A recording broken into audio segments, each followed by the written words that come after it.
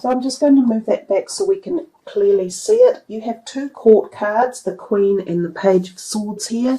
You have two major arcanas, the High Priestess and the Hanged Man, and you have Pentacles, your own energy. So I should have said two sword court cards in actual fact. So we're rolling into February and we start off first there with the Queen of Swords, often inferred as an air sign person and often a woman of moderate age, mid-age. She can be someone within the family, so that's your Gemini, Aquarius or Libra energies. They could be someone who is giving you advice or is on your mind at the beginning of the month of February. She can be quite good with legal matters or written documents or formulating strategies. She's intellectual, so her mind is always connected. She could be someone that you seek for not necessarily mediation, but for perhaps not intervention either. I'm trying to think of the right word here. She could be someone who gives you assistance in combining something to bring it together to form an outcome. That could be the signing of documents. So she could be a representative for a legal issue, or it could even be something like you're signing up a new year of courses or something that you're taking, and she's part and parcel of this. She could be within the family group, or she could be like a mother figure or a grandmother figure that is also there to offer advice or support one way or another. For some of you, Capricorn, she could even be a new love possibility coming into your life. So when the court cards come in, they can have so many different variables, but they usually always refer to other people in your reading. The sword sign energy court cards, the queens, the kings, the pages and the knights, always with the swords, cut things up and get things going. So there's a degree of activity within this month for you at the very beginning. And also with the fact that your Page of Swords is your overall energy card. Again, he just bolsters energy up and he gets you going, and he gets a surge of get out there and let's start this and fire it up and crank something into action. He can often be an initiator of new plans, new ways forward, getting you excited and getting you kicked into action. So sometimes he hangs around and sometimes he doesn't. It's often his job to be the initiator. So if this is his energy, he may be here for the month, or he may be someone you know who is within a group of friends who helps stir you up and push you along. He can also be energy that just says, right, we're creating action this month. We're not going to sit back on our laurels. We want to go boom. We're doing something. We're starting something, and we're passionate about it. We're kind of like fired up. We're going to find out what it's all about. So that's the energy that the Page of Swords can bring in as well. And I know he's your overall energy, but he's also looking out. We come to the second card, which you can sort of say is the second week for the month, and you have the Six of Pentacles. Your own energy here, the Capricorn money, finances, earth energy sign. In the Rider-Waite, the card doesn't look that nice. It kind of, you see these two beggars on the ground and you think, oh my God, what's going on here? But it's a more positive card than it appears. The man in the background is probably the nicer perspective of it, and the card does weigh itself in both ways, and we see the scales that man has on his left hand there holding it. So this card tells us you need balance in your life and around the area of finances as well. So there's a possibility that in that second week you will need to maintain balance. But the other positives about the card are that it's about give and take. And there's always in life cycles. Every cycle revolves around the essence of being able to give and take. Sometimes we are in the position of taking.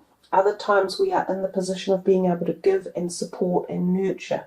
And whichever one this will be for you, they both fulfill needs, requirements, and actions forward. If you are receiving, it can be receiving love, support, nurture, which means you are taking, if you like. So that means there are people in your life who are giving you this as well, which is wonderful when you have people around who are there to give you all the things that you need, whether they be emotional, financial, physical, or spiritual. On the other hand, if you're the person given, every time we give, we create this amazing pathway of gratitude, because we are saying we're happy with what we've got, and we are pleased to be able to give back, to promote others and help them and support them and nurture them. And by so doing, you take yourself to the next level of gratuity and gratitude on your own journey. So the card seems a bit grey and dull, but it actually hides behind it this wonderful message of gratitude, acceptance, love, and support. So whichever way the card falls for you, whether you are giving or receiving, know that it is part of a cycle of bounty of life, and that it always turns up trumps one way or another. The next card here, which is the third weekend, is your first of the major arcana cards, and I'm delighted to see that it does have the ecliptical moon down at her feet, and that card there, the High Priestess, is very much about your spiritual connection to yourself and the ability to learn and comprehend and understand your life, your journey at a much greater level. It's like you are learning the laws of the universe, and you are coming to understand the philosophical reins and knowledge and ideas that keep us together or encapsulate life as this universe is. She holds this Torah on her lap, and this is a very much a philosophical or spiritual book of knowledge and understanding. So she's in a position of great power. So there can be this coming, and oftentimes when we are in these ecliptical periods, such as we move into with February, many changes happen for us at many levels. And on that particular card, you can see the representation of the black pole and then the one with the J on it, the white pole.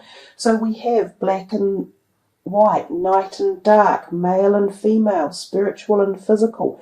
And she moves through all of these realms. So there will be changes for you being activated through a lot of these different dimensions with the onset of both Vesta and the first of the eclipses coming in.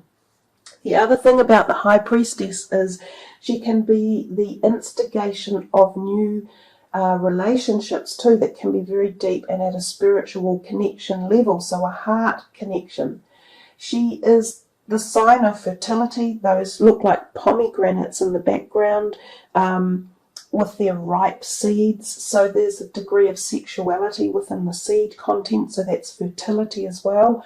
So fertility and conception of ideas, of the mind and the body, and of change and of newness, and also conception of pregnancies as well. So she's quite a magical card, and the word magical is very much a great description for her. So a wonderful period coming up there in that part of February. We come next to the Hanged Man, and again a bit of a gloomy looking card in the Rider-Waite deck, but the grey in a card always tends to portray to me that things are in the thought plane, or they're in the realms of being moved from the physical into the mind capacity or spirit capacity. The Hanged Man again is actually a very powerful card. Most often we see or notice this illumination around his head. When we see that, we know that we are getting illuminated ideas of the mind, that something in our mind or our head is being opened, or we are allowing greater access again from the whole connection to collective consciousness and the universe around us on why we're here and why we're living. So it can be a prophetic time again of change and connection to creation and source.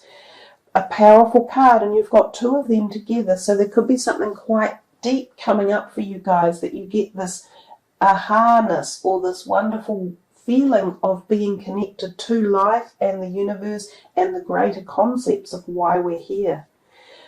The Hanged Man can also mean at different levels that you have reached a cross point in your life or a T-junction, and you have choices to make about decisions to go and which directions you would like to take.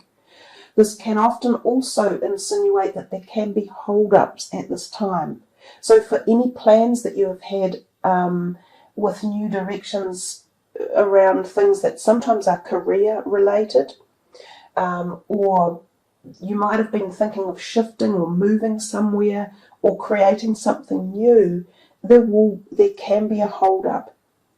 Now when these hold-ups occur, they are there for a reason. So you have to sit back and go, oh, okay, let me think about it. Let me see if there's a better way to address it or a better way to get from A to B. And that's kind of the overall philosophy of why when we get hold-ups, we should slow down, listen, look around and see what all the messages are.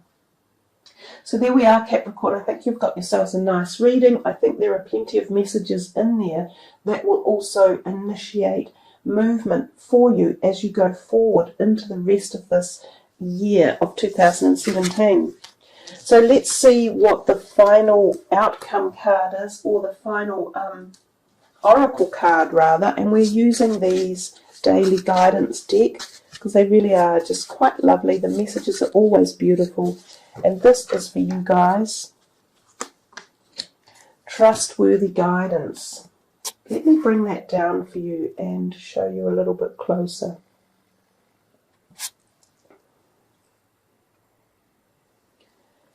You've received a wonderful idea as an answer to your prayers. This idea is real and trustworthy. You can safely move forward with it, knowing that we are with you every step of the way. Ask for and be open to receiving our support for anything that you need related to this idea. So again, we've talked quite a bit for you guys about ideas, and with that last card, the Hanged Man, and I said it was about having a stall in life or a rethink or a change of direction. And it says here, this ideal is real and trustworthy. You can safely move forward. So connect with your spiritual helpers and guides. They're right over your shoulder, just as they are in this particular picture here. And when you ask for support and help, or some breakthroughs with your ideas, or when you reach a crossroad and a decision, if you connect at that innate level of the spiritual connection, you will find your answers come to you with much more in-depth feeling and connection, and you'll know when they feel right. Trust your inner ability to know. Trust the gut instincts, trust the feelings, and be prepared to take a step forward, because they're telling you, if you've got ideas and thoughts, go for it. Don't sit back. This is the year to manifest things. This is the year to get on the bandwagon and really go for it. So there we are, Capricorn. I think you've had some lovely messages and some really nice cards turn up. So I wish you all the very best for February. Thank you all for listening, subbing and liking and commenting. I love to read all your comments and all your stories and things that are happening to you. And I try to answer each and every one. So thank you again, guys. I am truly appreciative of all of you being with us. Take care, everyone. Namaste.